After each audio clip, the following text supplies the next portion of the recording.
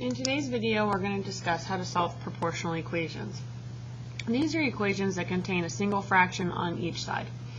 So in order to solve a proportional equation, we're going to use cross multiplication to write a linear equation. So we're going to multiply the top left by the bottom right, and then we're going to multiply the bottom left by the top right. So I have 10 times, and it's important that you put any expression that you have in parentheses, x plus 9 is equal to 4 times 6. Okay? So my equation that I'm going to solve is 10 times x plus 9 is equal to 4 times 6, which is 24.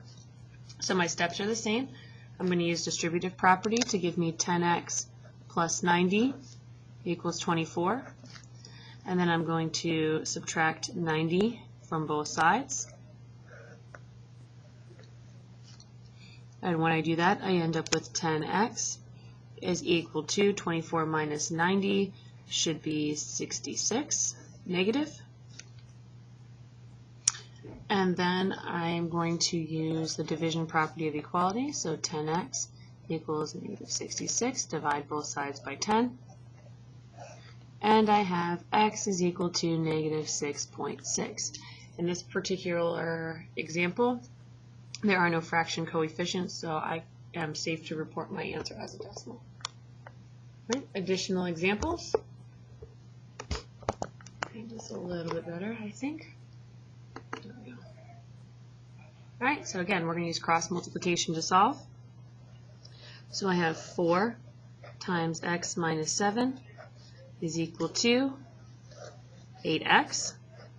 I'm going to start with distributive property. So I have 4x minus 28 is equal to 8x. I'm going to subtract 4x from both sides. That leaves me negative 28 is equal to 4x. And I'm going to divide both sides by 4. And I end up with negative 7 is equal to x.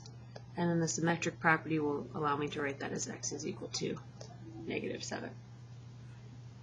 Last example. Cross multiply again.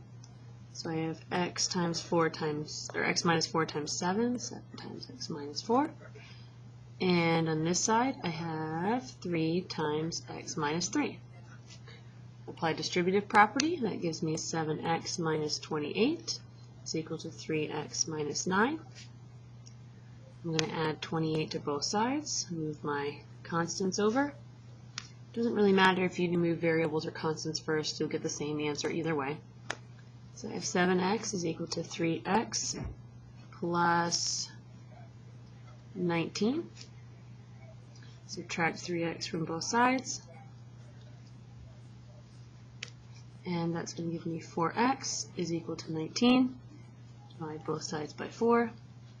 And I have x is equal to 19 fourths, or as a decimal, that would be 4.75.